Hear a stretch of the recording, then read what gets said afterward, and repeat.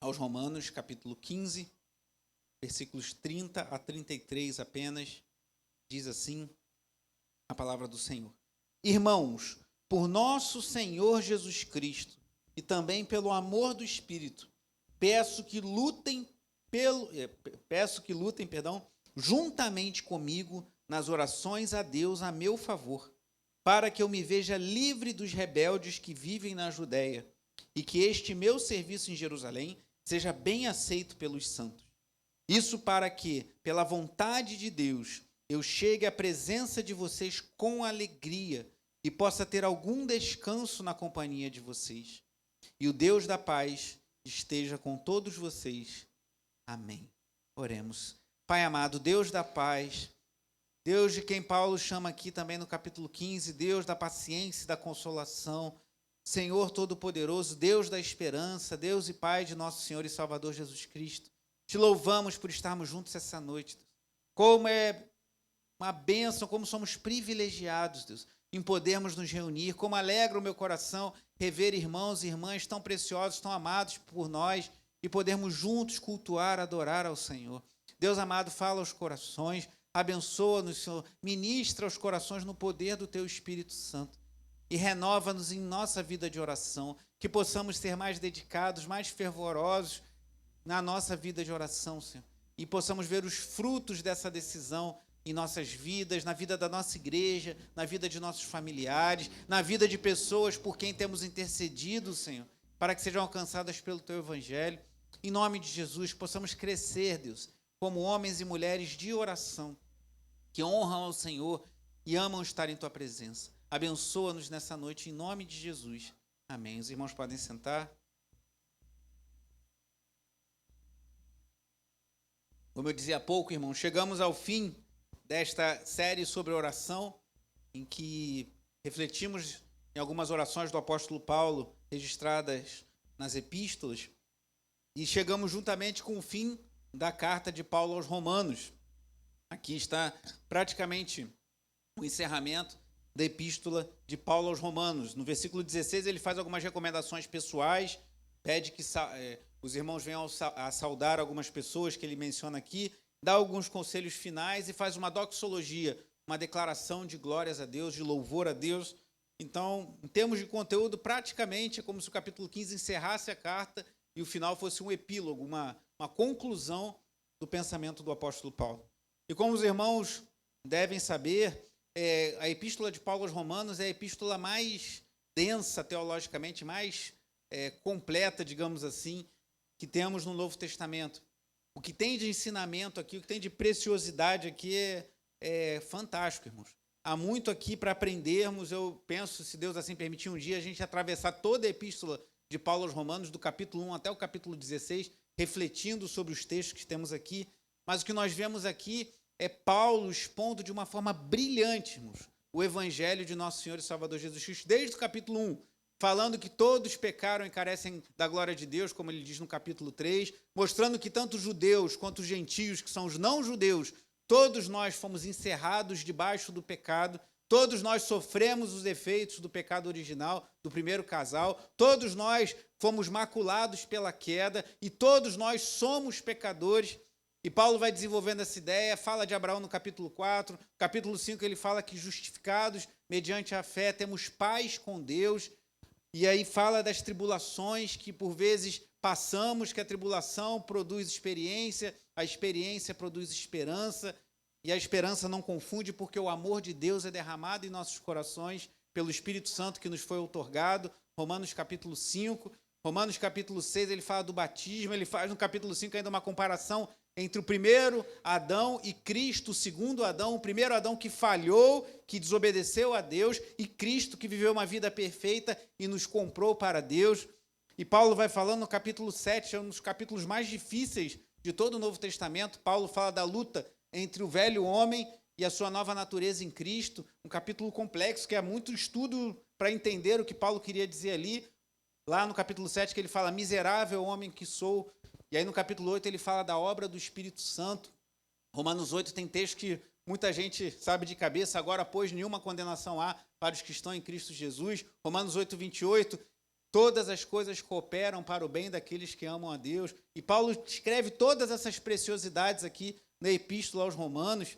Fala que nada nos separará do amor de Deus, nem fome, nem nudez, nem nada pode nos separar do amor de Deus em Cristo Jesus. E ele vai desenvolvendo isso. Capítulo 9 fala da salvação aos judeus. Capítulo 10, que a gente fala muito em evangelização, fala que se com a tua boca confessares Jesus como Senhor, e em teu coração creres que Deus o ressuscitou dentre os mortos, serás salvo. Porque com a boca se confessa para a salvação e com o coração se crê para a justiça. Mais ou menos isso. Um versículo que a gente usa muito em evangelização, porque entendemos que a pessoa precisa confessar Jesus como Senhor e no seu coração, que aí a gente não pode ver, só Deus sabe se de fato aconteceu, crer que Deus o ressuscitou dentre os mortos. Capítulo 11, ele fala da salvação dos judeus, um capítulo difícil também, termina com aquele conhecido louvor a Deus, né, falando a profundidade da riqueza, do conhecimento, da sabedoria do Senhor. Cantamos isso. Romanos 12, muitos começam a ter uma virada de página ali no livro de Romanos, pois ele começa falando: rogo-vos pelas misericórdias de Deus que apresenteis o vosso corpo como um culto racional. E ele vai apresentando várias aplicações práticas de tudo que ele falou até aqui. Então, Paulo passa 11 capítulos de uma base teológica explicando o que é o Evangelho, e agora do capítulo 12 em diante ele faz aplicações práticas disso. Capítulo 13, ele fala da importância de nos submetermos às autoridades genuinamente constituídas. Devemos nos submeter a elas, porque são constituídas por Deus. Capítulo 14, eu falava de manhã, Paulo fala da caridade, nós recebermos irmãos que são frágeis na fé e o amarmos. Capítulo 15, chegamos aqui. O que Paulo vai falar agora, irmãos? Eu só fiz um apanhado rápido. Tem muito mais coisa do que eu falei aqui. O que Paulo vai concluir essa carta? Parece que não tem mais nada a ser dito, irmão. Não tem mais nada a falar, não tem mais nada a pedir. Ele já falou tudo.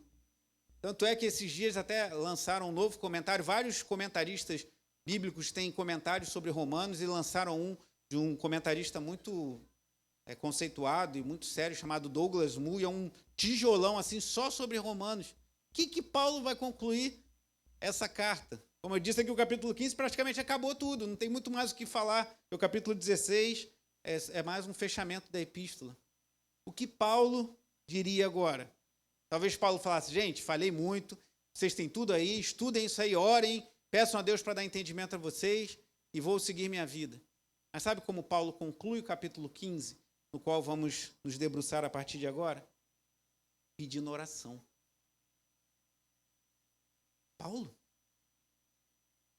o missionário, Paulo, o evangelista, Paulo, de certa forma, o pastor, Paulo, o apóstolo, Paulo, que escreveu tudo que está aqui do capítulo 15 para trás, ele precisava pedir oração? Ele não é, com perdão da expressão, o cara. O que ele precisa mais? Depois de tudo isso que eu falei para vocês, e muito mais, porque eu fiz só um breve apanhado, Paulo pede oração. Daria para acabar a pregação aqui, né, irmão? Se Paulo, com todos esses adjetivos que falei agora, precisava pedir oração, quanto mais nós não precisamos pedir uns aos outros que orem por nós. Paulo conclui aqui o capítulo 15 pedindo oração pelo seu ministério. Paulo entendia que, embora ele tivesse todo esse conhecimento absurdo, embora ele fosse um missionário muito ativo, ele dependia da graça de Deus na sua vida. Ele não poderia dar um passo avante no seu ministério se a graça do Senhor não assistisse. Ele não poderia avançar na sua missão se Deus não estivesse com ele. Talvez você pense: mas eu não sou pastor, eu não sou missionário, eu não sou apóstolo, eu não sou evangelista, eu sou um homem que crê em Deus, eu sou uma mulher que confio no Senhor. Mas você pode aplicar isso para a sua vida. Porque por mais que você tenha qualidades, adjetivos, por mais que você tenha experiências, histórias com Deus, você, assim como eu, precisa da graça do Senhor. Você precisa da intervenção sobrenatural do Senhor, seja para você pregar o evangelho, seja para você trabalhar na igreja, seja para você cuidar dos seus filhos, seja para você cuidar do seu casamento. Todos nós, irmãos, carecemos, assim como Paulo, da intervenção do Senhor em nossas vidas. Da graça do Senhor. Todos nós precisamos orar e precisamos que orem por nós. Se Paulo pediu oração, será que nós também não precisamos pedir? E ter humildade de chegar uns para os outros e pedir: ore por mim, ore pela minha vida. Não é ser aquilo que o pessoal chama de crente 6 horas, né? vocês oram por mim, que eu vou fazer tudo errado, mas vocês ficam orando por mim. Não, vive uma vida que glorifique a Deus, vive uma vida que honre a Deus, faça as suas orações, mas não tenha vergonha em pedir que orem por você, porque Paulo não teve. E nós também não devemos ter. Mas vamos nos debruçar nessa breve e profunda oração que Paulo faz aqui. Primeiro no versículo 30, irmãos, do capítulo 15, ele diz assim: irmãos, por nosso Senhor Jesus Cristo e também pelo amor do Espírito, peço que lutem, irmãos, juntamente comigo nas orações a Deus a meu favor.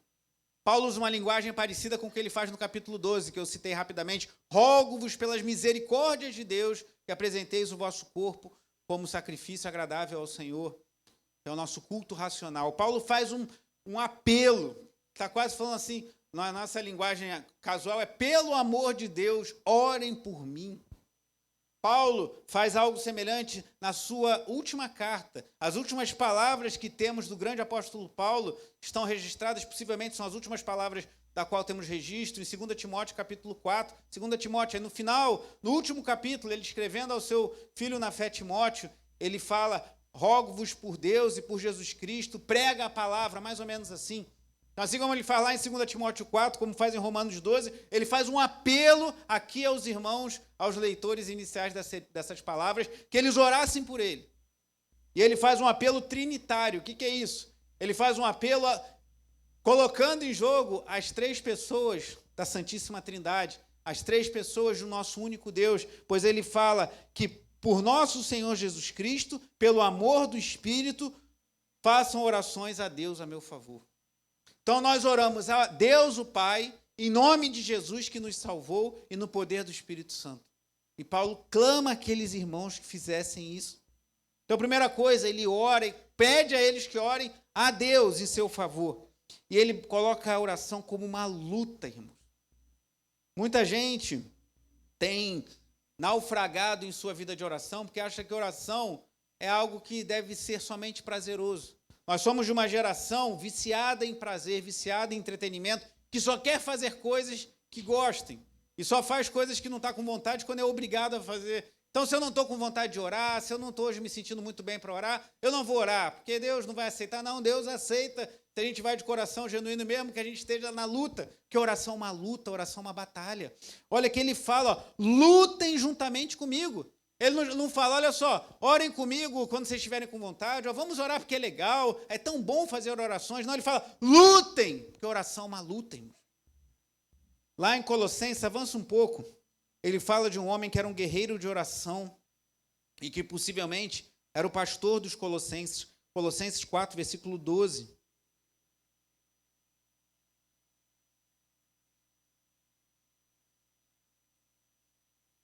Colossenses 4,12 diz assim: Epáfras, que é da igreja de vocês, ele estava com Paulo, manda saudações. Ele é um servo de Cristo Jesus, continue lendo comigo, que está sempre lutando por vocês em oração. Leia comigo todo o versículo 12 novamente. Epáfras, que é da igreja de vocês, manda saudações.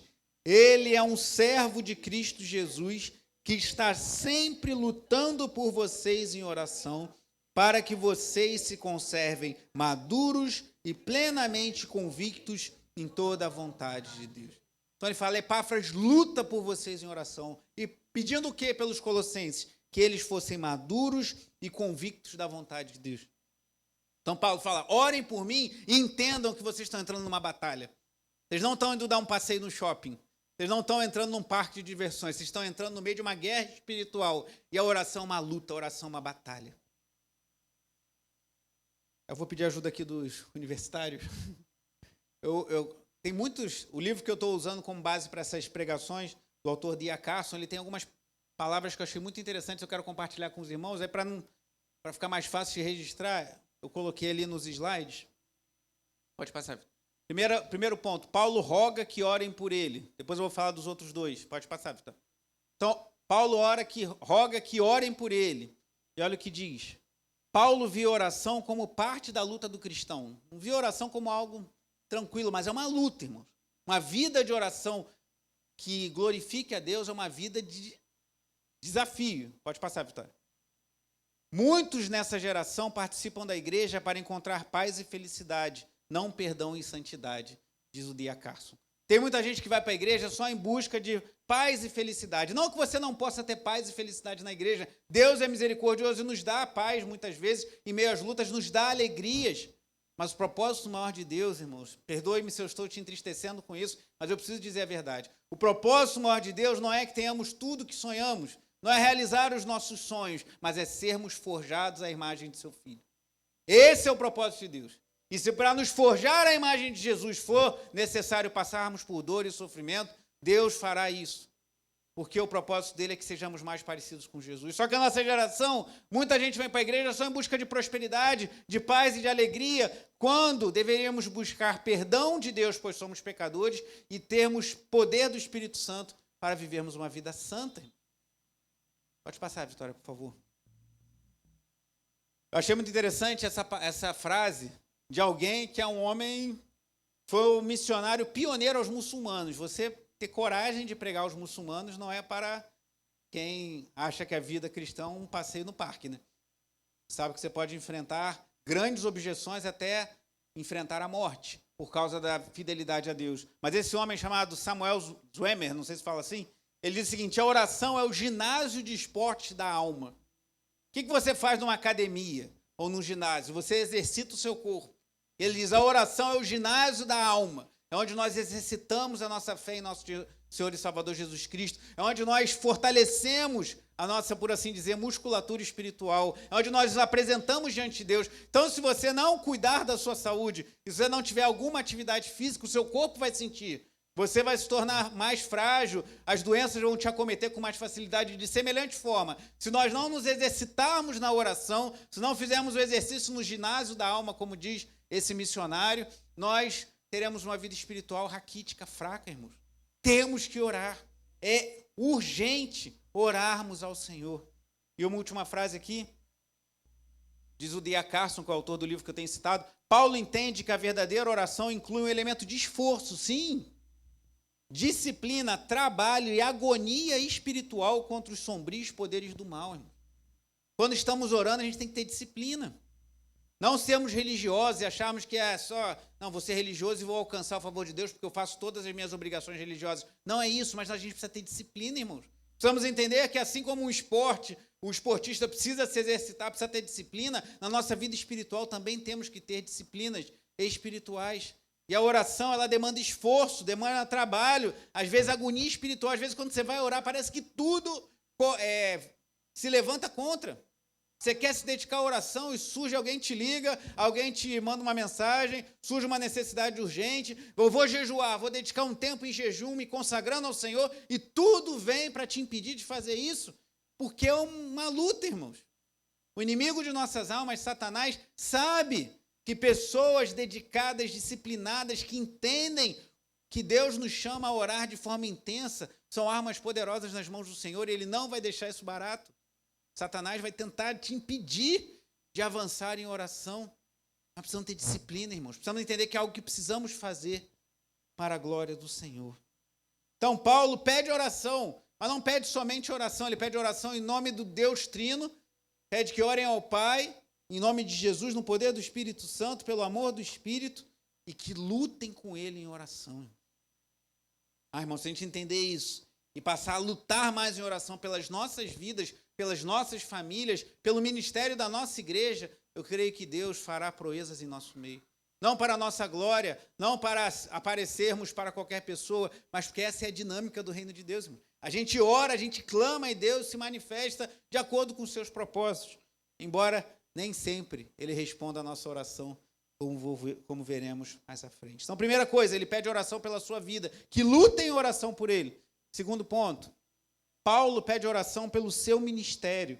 Versículo 31, olha o que ele diz. Pedi orações a meu favor, para que eu me veja livre dos rebeldes que vivem na Judéia, e que este meu serviço em Jerusalém seja bem aceito pelos santos. O que Paulo estava fazendo, como nós lemos antes de iniciar a mensagem aqui no capítulo 15? Ele estava indo para Jerusalém levar dinheiro de outras igrejas para ajudar os cristãos judeus pobres que tinham sido possivelmente abandonados por suas famílias e não tinham como se manter.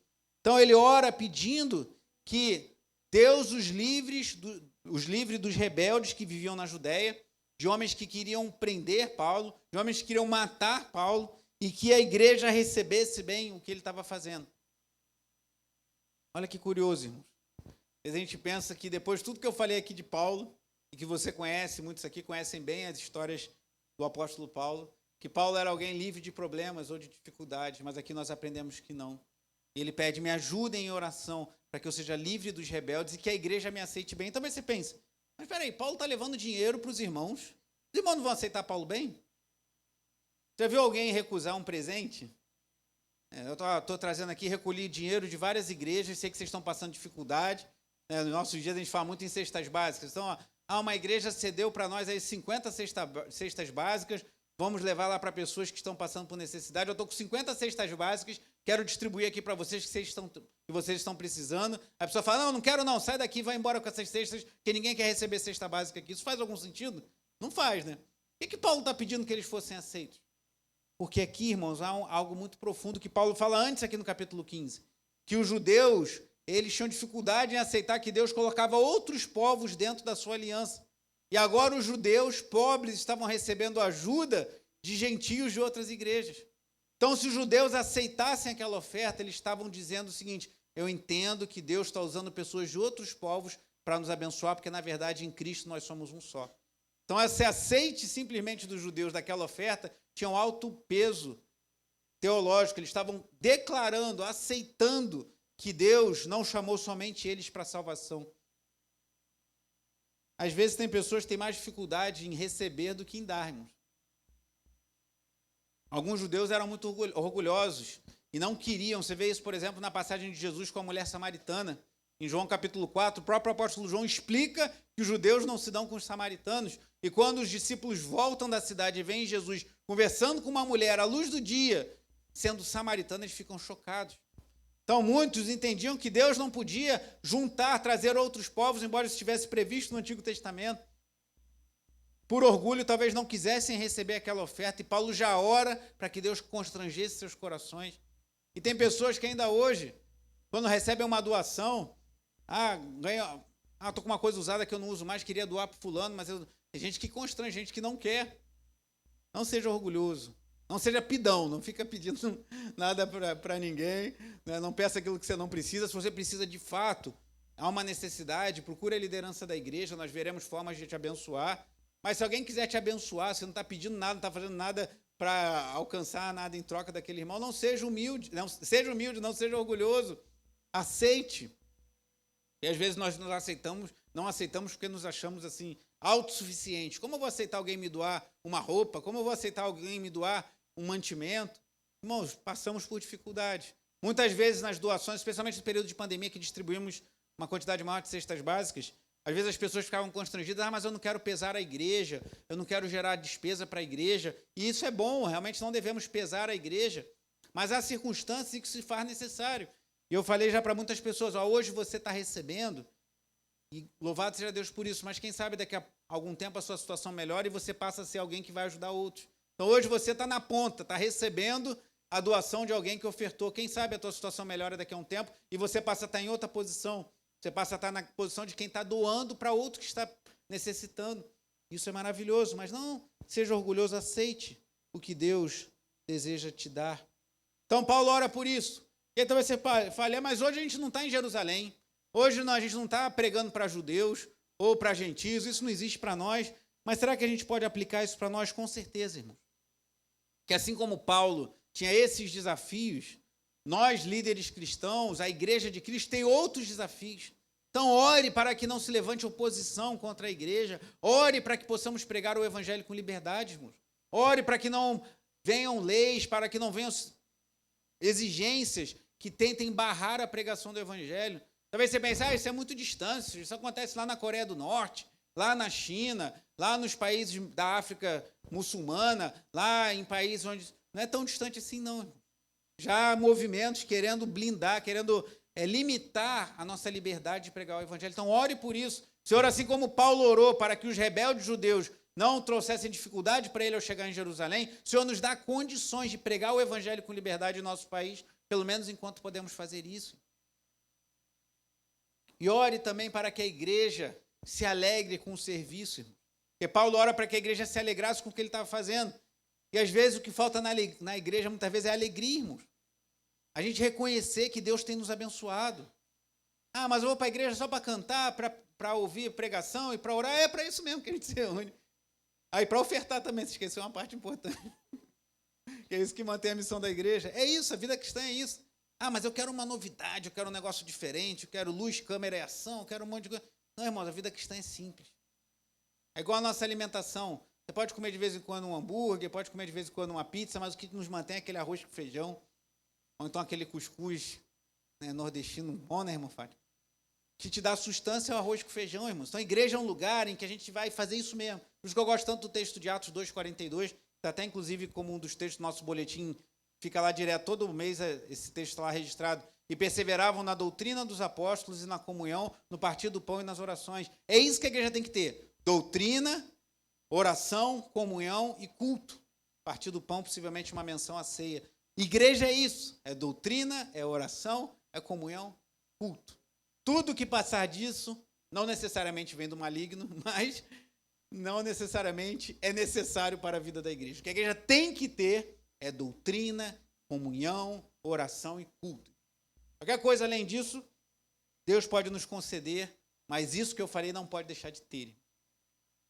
Eu particularmente sou muito partidário, né, Deus permitindo, eu vou voltar a algo que eu comecei antes da pandemia, no início, não, semanas antes da pandemia, eu comecei uma série de mensagens sobre o livro de Malaquias, que fala sobre o culto ao Senhor, e até hoje eu não consegui voltar, mas permitindo Deus, depois do nosso sabático lá com o nosso pequeno João, eu pretendo voltar, pois esse assunto é muito urgente. O culto que agrada a Deus.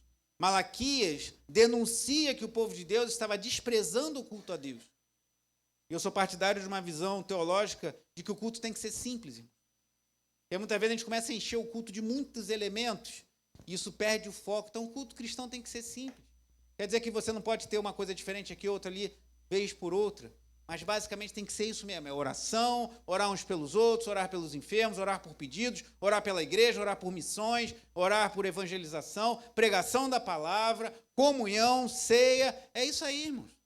Mas é isso que nos dá vida, é isso que nos dá alegria, é isso que nos sustenta na vida cristã. Então Paulo ora para que ele fosse aceito pelos santos em Jerusalém, e nós temos que orar, irmãos, para que as pessoas entendam o que estamos fazendo aqui e aceitem o serviço feito ao Senhor. Então, Paulo pede oração pelo seu ministério. Pode passar. E olha o que diz esse homem que é considerado um dos autores mais produtivos, assim, mais profícuos no tema da oração, que é um homem chamado, já falecido, E.M. Bounds. Ele fala o seguinte: sem oração, o evangelho não pode ser pregado efetivamente. Não adianta a gente achar que a gente vai pregar o evangelho e sem oração isso vai dar certo, que não é assim que funciona. Nem promulgado fielmente, nem experimentado no coração, nem praticado na vida. Irmão, se a igreja não orar, a gente pode pregar muito bem, a gente pode conhecer muito a Bíblia, a gente pode ter uma excelente escola bíblica dominical, a gente pode ter pastores, pregadores, irmãos e irmãs abençoados que falem do evangelho, que expliquem, mas se a gente não orar, é igual um motor sem óleo. Ele não vai girar, a engrenagem vai travar. Então, sem oração, a gente não pode pregar, irmãos. Seja no âmbito pessoal, você está evangelizando alguém, ore por isso. Peça, Senhor, me dá poder do Espírito Santo para evangelizar essa pessoa. Seja na igreja. Você tem orado pelos cultos da nossa igreja? Você tem orado pela liderança? Tem orado pelo pastor? Tem orado pelos pregadores? Ore, irmãos.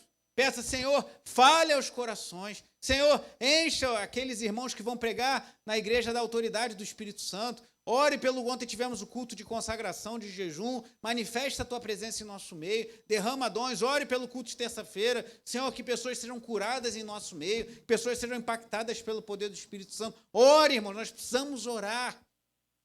Porque a igreja pode parecer funcionar muito bem sem oração. A gente aprende a fazer as coisas e você pode fazer um culto que pareça muito abençoado. Mas para ser de fato para a glória de Deus e edificar a igreja, a gente precisa orar. E esse autor E.M. Bounds, ele entende isso. A gente não pode pregar o evangelho, e por isso que Paulo pede: orem pelo meu ministério. Orem que eu seja livre dos rebeldes na Judéia. Ore para que a igreja aceite o serviço que eu estou levando a eles. E continua a palavra. E pela mesma simples razão de que ao deixar a oração fora do catálogo de deveres religiosos, o que ele está falando? A gente não orar, deixar a oração fora da parada, da vida da igreja. deixamos Deus de fora. E sua obra não pode progredir sem Ele. Se a igreja não ore, irmãos, se a igreja fala, não, a gente sabe fazer. Muitas igrejas hoje usam recursos de marketing, recursos de administração de empresas, que por vezes podem até ajudar em uma coisa ou outra, mas quando traz isso para o culto, traz muitos problemas. Não, a gente sabe como fazer. Eu sei como fazer um culto que vai convencer, que vai emocionar, que vai trazer pessoas. E a gente deixa de valorizar a oração, deixa de entender que a gente tem que clamar a Deus para Deus se manifestar em nosso meio. A gente deixa Deus de fora e a obra de Deus não progride sem o Deus da obra. Então nós precisamos orar. É isso que o Ian Bounds fala. A gente precisa orar. E o terceiro e último ponto, é um pouco chocante depois de tudo isso. Vendo quem foi Paulo, o que ele fez pelo ministério, todas as coisas que ele agiu, talvez você pense, então todas as orações de Paulo foram atendidas do jeito que ele queria? Não. Deus nem sempre, irmãos, responde às nossas orações. E aqui a gente aprende algo que às vezes nos deixa chocado. Muitas pessoas entendem a oração como você descobrir um mecanismo de se dar bem. É igual um interruptor. Eu preciso apertar o interruptor para acender a luz. Eu preciso descobrir o meio de dobrar Deus para Deus fazer o que eu quero. Ou preciso descobrir a forma, o meio, como alguns têm usado esse termo que eu acho muito infeliz, de ativar o poder de Deus para Deus fazer tudo o que eu quero. A oração não é isso. Não ativa nada. Nós ativamos o nosso pecado muito facilmente. Oração não é ativar o poder de Deus para Deus, como se fosse uma energia elétrica que você direciona, como se fosse um jato. Eu fiz curso de combate a incêndio, Rogério. Acho que eu falei contigo. E tem aquele negócio de casa de fumaça, não sei o quê, rastejar no meio das coisas pegando fogo. E tem um negócio da mangueira que você tem que... Você vê aquela mangueira de bombeiro, você fala, isso é fácil, é igual a mangueira que eu rego o jardim da minha casa. Não é não, irmão. É uma pressão daquilo ali. Inclusive, fica uma pessoa atrás segurando para você conseguir ficar na frente. E aí, quando você vai lá e pega aquela mangueira de bombeiro, é uma luta para você conseguir dominar aquele negócio. E às vezes tem gente que acha que a oração é igual a mangueira daquela. Você direciona para onde eu quero, pá, e vai tudo acontecer do jeito que você quer. E não é assim. Porque o nosso Deus é um Deus pessoal. Deus é uma pessoa, é Pai, Filho e Espírito Santo. E Deus tem caminhos que nós não entendemos, irmãos. Quando a gente acha que a oração é só um mecanismo de realizar todos os nossos desejos, e quando não acontece que a gente não fez o trabalho de casa, a gente perde uma dimensão fundamental da vida cristã, de que há um quê de mistério na vida cristã, irmãos. Nosso Deus tem caminhos que às vezes a gente não entende. Mas é porque Ele é Deus. A oração não é para a gente domar a Deus, é para Deus nos domar. A oração não é para que Deus faça a nossa vontade, mas é que nós façamos a vontade dEle, irmãos. Então tem hora que as coisas não vão funcionar. Isso não quer dizer que você não está sendo fiel, que você não está buscando a Deus. Olha a vida de Jó. Deus disse, homem íntegro e reto, temente a Deus, que se desvia do mal, e tudo aquilo aconteceu com ele. Nós não precisamos ir lá em Jó. Vamos voltar aqui ao apóstolo Paulo. Olha o que ele diz, versículo 32. Isso para que pela vontade de Deus eu chegue à presença de vocês com alegria e possa ter algum descanso na companhia de vocês. Talvez você pense, então tudo isso aconteceu. Mas sabe como Paulo chegou a Roma. Paulo fala aqui nos versículos anteriores que ele queria, versículo 24, ir à Espanha. Ninguém sabe até hoje se ele de fato conseguiu ir à Espanha ou não. Alguns acham que ele foi, outros acham que ele não foi, mas na verdade a gente não tem registro dele ter ido à Espanha. Talvez ele nunca tenha ido. Paulo fez um planejamento missionário. Eu vou a Jerusalém, entrego a oferta para os santos, depois passo por Roma, tenho um tempinho com vocês, com a igreja de Roma, vou poder ver vocês, e dali parto para a Espanha para iniciar um trabalho missionário lá na Espanha. Ninguém sabe se isso se efetivou. Muitos entendem que não. Que os planos missionários de Paulo não aconteceram do jeito que ele esperava. Talvez ele nunca tenha ido à Espanha. Outros entendem que talvez ele tenha ido. Não sabemos, de fato. Mas uma coisa a gente sabe. Ele chegou a Roma. Isso que ele pede aqui, que eu possa estar com vocês, se cumpriu, mas não da forma que talvez ele esperasse. Ele chegou a Roma preso. Ele chegou a Roma depois de ter passado, salvo engano, 2 anos preso em Cesareia. Ele chegou a Roma depois de ter sido quase morto, espancado. Ele chegou a Roma depois de um naufrágio do navio. Ele chegou a Roma. Mas não do jeito que ele diz aqui, que ele escreveu isso antes. Que eu chegue à presença de vocês com alegria e possa ter algum descanso. Se Paulo teve algum descanso, foi na cadeia. Então, irmãos, Deus nem sempre responde às nossas orações do jeito que gostaríamos. Vá comigo lá em Atos, capítulo 21. A chegada de Paulo não a Roma, mas a Jerusalém. Lembra que ele está pedindo oração para quando ele chegasse em Jerusalém. Como é que foi a chegada dele lá? Será que foi tranquila?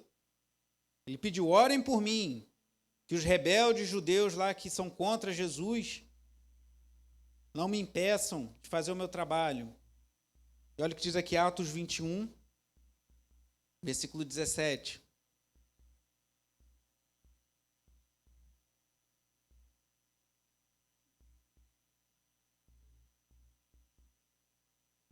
Atos 21, 17. Paulo contando a sua chegada a Jerusalém. Quando chegamos a Jerusalém, os irmãos nos receberam como? Com alegria. Só que olha o que diz a partir do versículo 27. Quando já estavam por findar os 7 dias, os judeus que tinham vindo da província da Ásia, ao verem Paulo no templo, alvoroçaram todo o povo e o agarraram, gritando, Israelitas, socorro! Este é o homem que por toda parte anda ensinando todos a serem contra o povo, contra a lei e contra este lugar, falando do templo em Jerusalém. E mais ainda, introduziu até gregos no templo e profanou este recinto sagrado. Disseram isso, pois antes tinham visto Trófimo, o Efésio, um grego, em sua companhia na cidade, e pensavam que Paulo o havia levado para dentro do templo. Toda a cidade ficou em grande alvoroço, e o povo veio correndo, agarraram Paulo e o arrastaram para fora do templo, e imediatamente as portas foram fechadas. Procurando eles matá-lo, chegou ao conhecimento do comandante das tropas romanas, que toda Jerusalém estava amotinada. Então este, levando logo soldados e centuriões, correu para o meio do povo. Ao verem chegar o comandante e os soldados, pararam de quê? Espancar Paulo. Irmãos, Paulo pede para os romanos, orem para eu ser livre dos rebeldes na Judéia. E eu creio que aqueles irmãos possam ter orado. Mas ele não foi livre, não. Ele foi lá em Jerusalém, ele pregou o evangelho, aqueles homens se levantaram contra ele.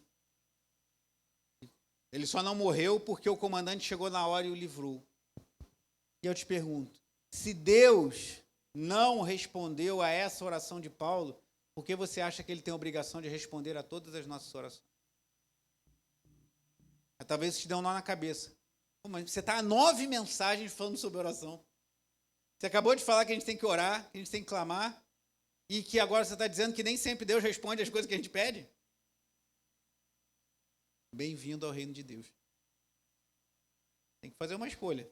Ou você vai viver na cidade de Deus, não estou dizendo o bairro aqui próximo, ou você vai viver na cidade dos homens, para usar a ilustração de Agostinho de Hipona. Na cidade dos homens, a gente tem um controle. A gente faz as coisas do jeito que a gente quer. Na cidade de Deus, quem tem o controle é Deus. Ele faz as coisas do jeito que Ele quer. E aí? Quem está no controle da sua vida? Se é Deus, você não vai ter tanta dificuldade de entender que tem horas que Ele vai dizer não.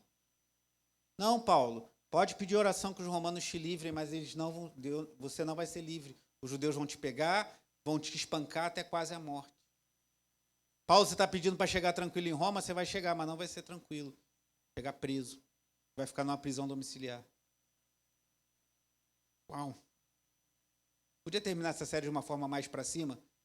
Creio que não, irmãos, porque eu não estou aqui para falar o que eu acho legal, nem o que deve agradar aos seus ouvidos. Estou aqui para falar o que a Bíblia diz.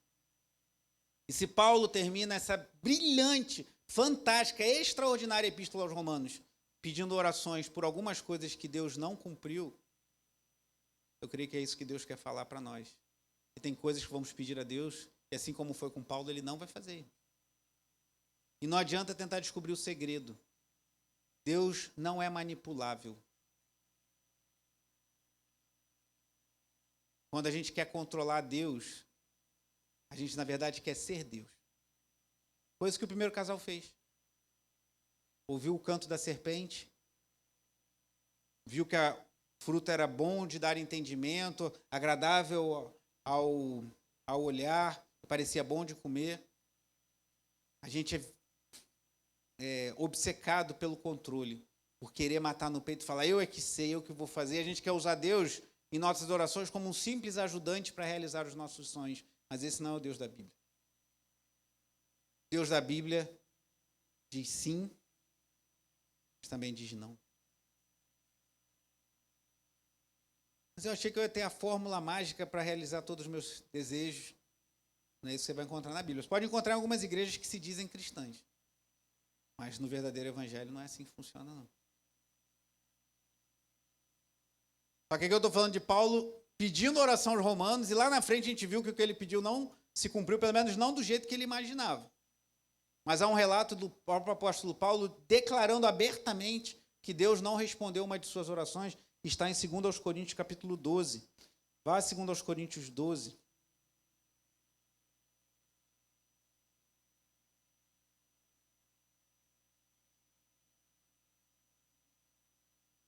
Segundo aos Coríntios, capítulo 12.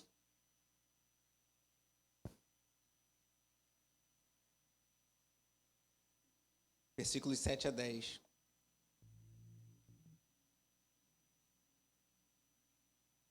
Diz assim, 2 Coríntios 12, 7 a 10. E para que eu não ficasse orgulhoso com a grandeza das revelações, foi-me posto um espinho na carne, mensageiro de Satanás, para me esbofetear, a fim de que eu não me exalte. Deixa aberto e olhe para mim, por favor. Sabe o que eu vejo nesse texto? Paulo, esse grande homem de Deus, era sujeito, assim como eu a você, ao orgulho. Que Deus deixou esse espinho na carne para ele não se orgulhar. Então ele podia ficar orgulhoso, assim como eu posso e você também. E aí o que ele fez? Versículo 8. 3 vezes pedi ao Senhor que o afastasse de mim. Então ele me disse, a minha graça é o que basta para você, porque o poder se aperfeiçoa na fraqueza. Se Deus responder a você o que ele respondeu a Paulo, qual vai ser a sua reação? A minha graça te basta, porque o meu poder se aperfeiçoa na fraqueza. O propósito de Deus era manifestar o seu poder por intermédio de Paulo e não deixar que ele se inflamasse, ficasse inflado de orgulho. E aí permitiu que aquele espinho na carne, que ninguém sabe o que é. Alguns acham que talvez fosse até uma doença. Escrevendo aos Gálatas, ele disse que teve alguma coisa que sugere que Paulo tinha um problema oftalmológico. Talvez ele já tenha sido usado por Deus para curar tantas pessoas, orava a Deus para curar o seu problema na vista, e Deus disse não. Não sabemos se é isso de fato. Mas sabemos que Deus disse não a Paulo. Aí talvez você pense assim, agora eu estou confuso. Então o que eu faço? Eu oro, eu não oro? O que eu faço se Deus nem sempre responde? O que me resta? Orar. Vai orar. Mas se Deus não me responder, você ora. E se Deus me disser não, continua orando. E se Deus me disser sim, ore mais ainda. Às vezes o risco é maior quando Deus diz sim do que quando Deus diz não. Porque oração, irmãos, não é uma fórmula. Não é um mecanismo. Eu tenho um botãozinho aqui, ó. Eu vou apertar, vocês vão parar de me ouvir, ó. Lá, lá, lá, lá, lá, lá, lá, lá. É um botãozinho que está aqui no microfone. Alô, alô, alô, alô, alô. Eu aperto, o microfone volta, eu aperto, o microfone para. Tem gente que acha que oração é isso aqui. Eu aperto, Deus faz o que eu quero. Eu aperto, Deus faz aquilo que eu não quero. Tolice, Deus não é um microfone, nem uma força, Deus é Deus. Ele é um Deus pessoal. Nós não controlamos Deus. O que eu faço agora? Ora. Ora mais. Para Deus fazer o que eu quero? Não. Para que Ele faça a sua vontade. Eu aprenda a viver não sob o controle dos meus desejos, mas viver para fazer a vontade do Pai. Essa é a vida cristã, irmãos. Mas eu achei que eu ia ter a fórmula mágica, não. Você pode aprender técnicas para tocar um instrumento, né, meu amigo, que é guitarrista. A gente estuda, faz escala, aprende os arpejos lá, os shapes, não sei o quê. Você pode estudar bastante para ser um bom músico. Mas para orar, irmãos, a gente tem que se lançar. Às vezes parece um pulo no escuro. Mas é assim que Deus molda em nós o caráter de Cristo. É assim que a gente aprende a depender dele somente, e não dos nossos esforços. Talvez você pense, mas Paulo, Deus disse não para Paulo, mas Deus disse não para uma pessoa muito superior a Paulo. Deus disse não a alguém que, diferente de Paulo, não teve pecado. Deus disse não a alguém que, diferente de Paulo, nunca desobedeceu ao Pai. Deus disse não a alguém que veio a esse mundo para cumprir em total obediência à vontade de Deus. Vá a Marcos capítulo 14.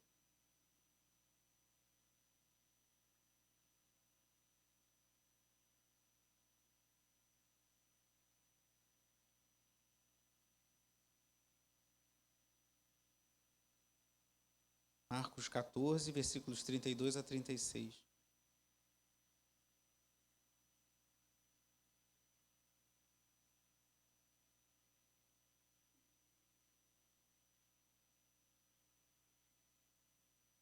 Marcos 14, 32. Então foram a um lugar chamado Getsêmani. Ali Jesus disse aos seus discípulos: sentem-se aqui enquanto eu vou orar. E levando consigo Pedro, Tiago e João, começou a sentir-se tomado de pavor, irmãos. Jesus sentiu pavor e de angústia. Ele lhes disse: a minha alma está profundamente triste até a morte.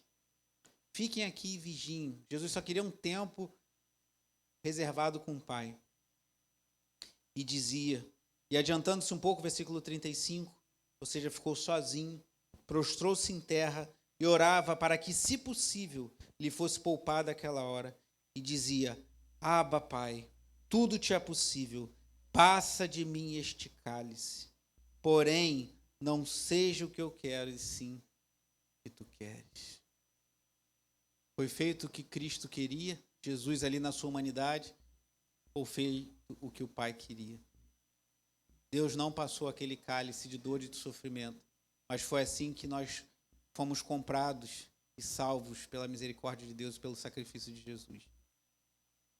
Então tem horas, irmãos, que Deus não vai passar de nós o cálice, mas Ele não vai deixar de nos dar a graça da sua presença, que é isso que de fato precisamos.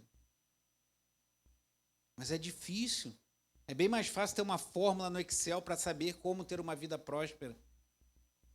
Mas não é isso que o Deus da Bíblia nos mostra que Ele faz com os seus filhos. E não é isso que nós pais fazemos com os nossos filhos. Às vezes os nossos filhos não entendem que a gente diz não, mas a gente sabe que o propósito maior está lá na frente. Então confie no Senhor. Confie em Deus. Mesmo quando Deus disser não. Deus disse não a Paulo. Deus disse não a Cristo. Ao Senhor Jesus. No fim, vai ficar tudo bem. Às vezes tem um hábito, não devia nem falar isso, porque se você estiver doente uma vez eu for te visitar e eu falar isso, você já vai saber a senha. Mas às vezes uma pessoa passando por uma luta, por uma enfermidade, uma pessoa cristã, às vezes eu falo, vai ficar tudo bem. Às vezes tem gente que pensa, está dizendo que eu vou ficar curado. Não, só disse que vai ficar tudo bem. Pode ser que você morra. E aí vai ficar tudo bem. Então, se eu for te visitar, eu não vou falar mais que vai ficar tudo bem. No fim, para quem serve a Cristo, vai ficar tudo bem. E eu falo com muita tranquilidade, vai ficar tudo bem. Eu não estou falando que você vai ser curado, que você não vai passar por luta ou por enfermidade, que isso eu não sei. Às vezes até o Espírito Santo nos direciona a falar alguma coisa específica, mas eu sei que para aqueles que amam ao Senhor e servem a Ele, no fim, vai ficar tudo bem. Concluindo essa mensagem, essa série, eu tenho falado que esse autor que eu tenho citado, D.A. Carson, ele fala que duas foram as fontes principais na sua vida de oração. Ele, assim como Paulo, é um teólogo brilhante. Tem livros maravilhosos, comentários bíblicos. Mas esse livro me despertou para um lado desse autor que eu desconhecia, que ele também fala muito bem sobre oração. E é filho de um pastor muito piedoso. Seu pai era um pastor e um homem muito dedicado à igreja e à oração e às escrituras. E ele fala que duas fontes o ensinaram sobre a oração. Primeiro e a maior delas, as escrituras. Se você quer aprender sobre a oração, você tem uma primeira fonte inesgotável, que é a própria palavra de Deus. Aprenda como temos feito com as orações de Paulo, com outras orações, com os salmos. Mas a segunda, ele diz, é o aprendizado com cristãos mais maduros, com cristãos que já estão na caminhada há mais tempo.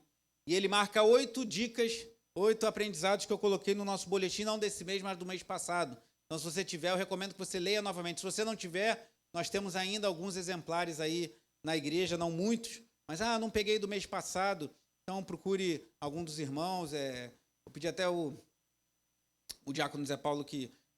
Úrsula, chama o Zé Paulo aí, por favor. Que se alguém desejar o boletim do mês passado, eu quero o boletim do mês passado para saber, procure o diácono Zé Paulo ou o diácono Marcos no final do culto, eu vou deixar com eles. Eu quero ver aquelas 8 dicas que estão lá no texto do boletim de março.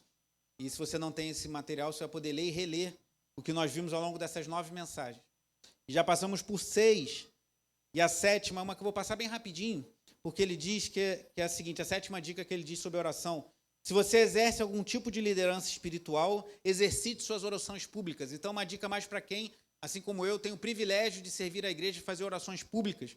Ele fala da importância de a gente entender que quando oramos publicamente, nós também ensinamos coisas. Então, não é para você ficar preocupado em orar de forma artificial. Ore de coração, mas saiba que a oração pública ela tem um caráter pedagógico, ela ensina coisas também.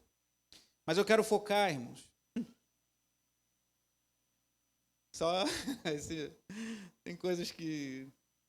Me perdoe, não entendo isso como arrogância, porque não é, meu irmão. Mas tem coisa que só entende quem tem experiência com Deus.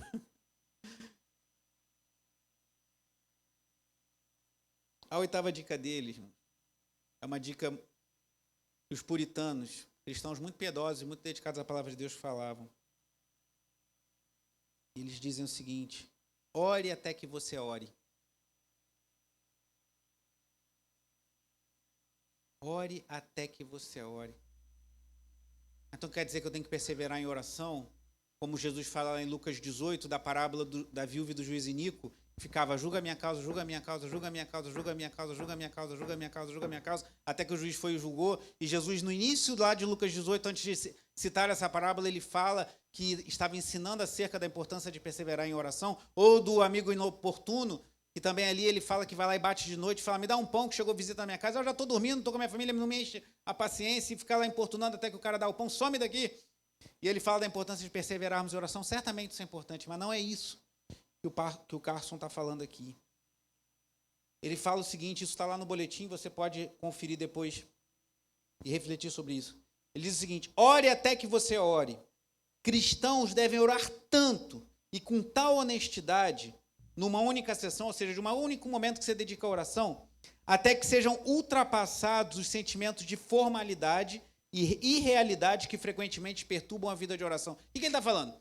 A gente tem que orar até atravessar aquela formalidade, tipo assim, sentei para orar, meu Deus, meu Pai, amado e bendito, estou aqui na tua presença, que não sei o quê. Aquela coisa que a gente faz que crente ora, porque a gente aprendeu a orar em nome de Jesus, não sei o quê, e todo mundo tem que fazer e todo mundo passa. Então, ore até ultrapassar as barreiras da formalidade de você estar orando que você tem que orar porque você é crente, crente ora.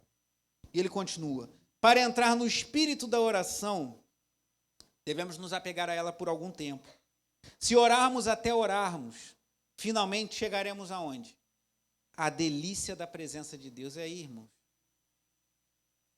Isso aqui é igual você comer alguma coisa que você gosta muito. Vou falar uma coisa que eu acho que talvez poucos aqui conheçam, que é um peixe chamado filhote, um peixe de rio lá do Pará. Eu viajei, a Lute conhece, né? Também com o marido trabalhando com navio muitos anos, não tem como ser diferente. Mas eu trabalhei algumas vezes, fui a Barcarena no Pará a trabalho, lá tem um peixe com um filézão grosso assim, irmão. Filhote é uma delícia, mas eu não consigo te explicar o gosto do filhote. Filhote é o nome do peixe. E eles fazem, eu lembro que eu comi na beira de um rio lá no Pará, lá em Barcarena. Pará é um estado muito abençoado, né? Como produz coisa maravilhosa, cupuaçu, tomei suco de cupuaçu da fruta, suco de cajá. Terra abençoada, assim como o Amazonas, onde está o nosso querido diácono César a trabalho, e daqui a pouco está voltando. Mas eu lá na beira de um rio, lá no estado do Pará, fizeram um filhote frito, um molhozinho à campanha, um limãozinho espremido, irmãos. Sabe qual é o gosto do filhote? Eu sei, mas eu não sei te explicar. Como é que eu vou te explicar o gosto do peixe? Não tem muito gosto de peixe, que eu nem gosto muito de frutos do mar. Então, peixe que tem um gosto que não é muito de peixe. Entendeu? E aí? A melhor maneira de eu te explicar isso, o Maranhão é ali pertinho, né? Mas quando você for lá no Maranhão, Nilson Meire, dá uma esticadinha ali pro Pará, que é um pouco mais acima, vai lá e pede um filhote pescado no rio lá do Pará e come fritinho, depois a gente conversa. Irmão, a presença de Deus. Como é que eu vou explicar isso, Lívio? Isso, né? Então, ore até que você experimente da presença de Deus. Aí depois você me conta. Há uma barreira, irmãos, a gente a ultrapassar. Há uma felicidade verdadeira, há uma paz verdadeira, há um gozo no Espírito Santo, independente das circunstâncias. Quando Deus se manifesta. Quando chegarmos à delícia da presença de Deus, vamos descansar no seu amor e apreciar a sua vontade. É isso que os puritanos queriam dizer, que ore até que você ore. Ore até que a oração se torne tão maravilhosa que você não queira parar de orar. Essa é a meta. Mas se fizer a oração do miojo, Senhor, muito obrigado por esse almoço, amém. E tem hora que a gente tem que fazer. Tem hora que você tem que fazer uma oração breve. Mas você ficar só nisso, ou naquela oração já deitado, Senhor, obrigado pelo dia. Às vezes eu estou tão cansado, né, Tati? Aconteceu de eu orar tão cansado, que eu comecei a falar um negócio. O que é isso? Está orando em línguas? Não estou orando em línguas, não. Tu falou o que tu está falando? Não, já embaralhou tudo, porque eu estou quase dormindo aqui. Aí já é cansaço mesmo.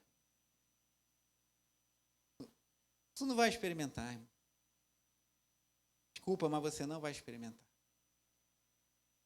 Nem se você for andando daqui no Pará para comer um filhote. Peixe lá do Pará. Você tem que experimentar da presença de Deus. Para isso você vai ter que tirar as coisas que te impedem de estar na presença de Deus.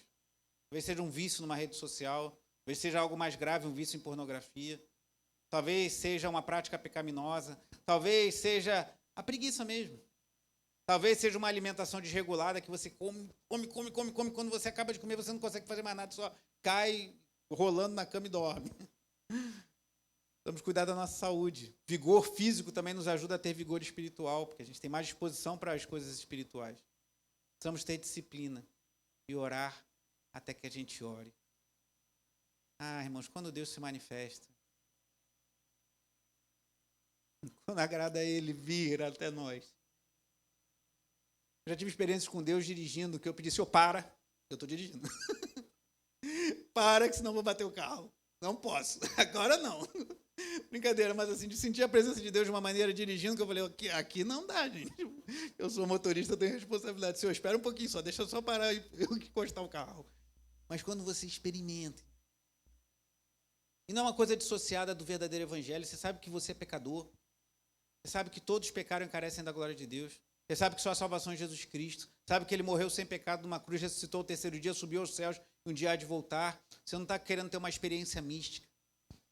Mas quando Deus se manifesta, quando agrada ao Senhor, na sua soberania, abrir as comportas do céu e derramar da sua presença gloriosa, aí talvez você entenda melhor por que o foco principal das nossas orações não é realizar a nossa vontade, mas é realizar a vontade dele. Porque o foco maior das nossas orações não é resolver todos os nossos problemas, mas é simplesmente estar nos braços do Pai. É simplesmente caminhar com Jesus. É simplesmente experimentarem da presença dele, do amor dele, da graça dele. Mas se nada mudar, eu estarei aliançado com ele. E se nada for alterado, ele estará comigo. Aquele trechinho tão simples do Salmo 23, que às vezes a gente não atenta. Ainda que eu ande pelo vale da sombra da morte, não temerei mal algum, porque eu sou o cara, porque eu sou bom, porque tu estás comigo. Isso nos basta. Tu estás comigo. Então vamos orar. Não para Deus realizar as nossas vontades, mas para que nós experimentemos da sua graça. E se Deus nos enviar a Roma presos ou livres, se Deus nos livrar das artimanhas dos judeus rebeldes ou não, se Deus nos permitir ir pregar o evangelho na Espanha ou não, importa-nos estar na presença dele. E crescer em oração, vindo o que vier, porque tu estás comigo. Vamos orar.